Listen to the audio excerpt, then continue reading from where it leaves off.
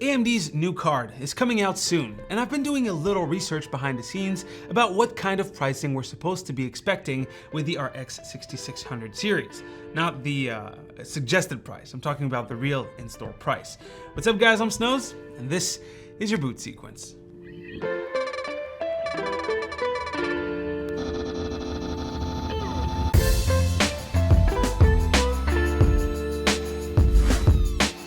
This investigation all started with the RX 6700 XT launch. There was a tweet by Hardware Canucks that got me wondering, why the heck is AMD's suggested price so much lower than most actual RX 6700 XTs? And I mean, yeah, there is the whole silicon shortage thing and all, but as time passed, nothing got better for AMD, but it sort of did for Nvidia. I was able to get a 3060 Ti at $650 Canadian, while the 6700 series was still well around $900 here. Sure, I still paid more than I should have, but the difference between the markups is insane. I mean, a 6700 XT is still $1,000 now. So all this got me wondering, and I started to hit up my sources about the 6600 XT since it's right around the corner. And yes, everything I'm about to say has been confirmed by at least 2 of my sources at various AMD board partners, so I guess you could take it with a grain of salt if you want to. But before we jump into the 6600 XT, let's see the history. Let's see what happened with the 6700 XT. The AMD Radeon RX 6700 XT will be available on March 18th with an SEP at $479 on AMD.com. As you can see from the tweet from Hardware Canucks, that starting at price of $480 is complete bull for the most part. It was around $750 and that was the minimum price. Insane. That situation was real bad, and according to some of the industry folks that I talked to, AMD had to subsidize some of the designs that they made to make sure that they fell somewhere near the price that they announced. But these cards were simply unavailable. Subsidizing, by the way, just meant that AMD basically lost money on some designs just so the price would be right. Once again, these cards were just unavailable. And honestly, it seems like that was exactly what was going to happen for the 6600 XT too. According to everyone I talked to up until last week, the board partners just couldn't actually build and ship even their most basic 6600 XT for the price that AMD announced. That's $380 US in case you didn't know. And I'm serious, this is insane. Not only that, but a few of my high-placed contacts actually said that they're likely going to lose money on most, if not every, card sold for that model. So how the hell is it this bad for board partners? Well, first of all, there's sale cost. That cost includes manufacturing of the card and of course the transportation from warehouse to warehouse to warehouse, all the way out to the retailers and e-tailers. Well, due to container shortages, which apparently is a thing, and the pandemic messing with freight hubs, transport costs have increased.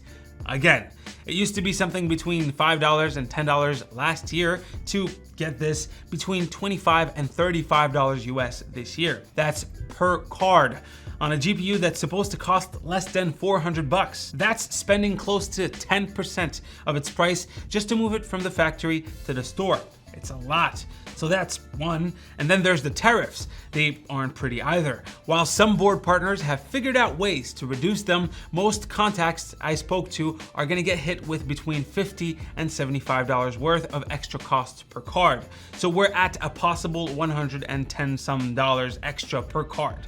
And that's before we're even talking about manufacturing or marketing. So if I'm a board partner and I have to buy the GPU core, which is already super expensive because of the chip shortage, plus I have to add to that the tariffs and the new extra transportation costs, it makes it almost impossible for me to match the advertised price. From what I heard, the 6600 XT would be closer to $475 in store, while custom overclock GPUs would run anywhere from $550 to $600. Yikes. But there is a little bit of light at the end of the tunnel. Apparently, something changed in the last couple of weeks. It's starting to sound like AMD is stepping up to the plate. Just like with the 6700 XT, they're trying to subsidize some models of the cards so they can be sold to retailers at a price that would technically have them hitting the advertised $380. Now that's the sale cost, so There's always going to be the retailer profits, so we're a little bit off 380, but not by much at that point. Another thing that AMD is apparently doing is just lowering the cost of their GPU core. So custom cards might have something like a $30 to $70 premium rather than hundreds of dollars like we've seen before. So that could be good for us. I'm not saying it's going to be super cheap, but we might see better prices than we saw with the 6700 XT. Then again, that card is still $1,000 in US dollars for some models. Honestly, it's been a roller coaster of information for me, and since we're so close from the launch, I just wanted to shoot it out there and see if maybe it comes out to like if it becomes accurate, and maybe you've learned something about how AIB priced their stuff. After the AIB, it's just a shit show with retailers and scalpers, so I really don't know what kind of prices we're gonna see on, let's say, eBay or Newegg or something like that. So yeah, if you were waiting for the 6600 XT, you might be in for a pretty bad surprise, unless AMD steps up to the plate. My guess with the info that I have is that we'll still see the card at $450+ on average. And honestly, a 6600 XT at $380, I'll probably still stick with a 3060 Ti. It's not much more expensive, and it's better. I mean, AMD says that the 6600 XT is 15% better than the 3060. But for $20 more, you can get a 3060 Ti that is 20% faster than the 3060. There's a super obvious linear increase here as well. You pay 20% more for the 3060 Ti and get about 20% more performance. Period. I know it's not actually $20, but you know what I mean. Plus, it's NVIDIA, so it's just plain better at ray tracing if you can find one. Anyways, guys, thanks for watching. Leave a like if you liked it, a comment if you want to talk about today's video. Click right here to do the thing, or right here to do the other thing. Stay frosty, and I'll see you on the next one.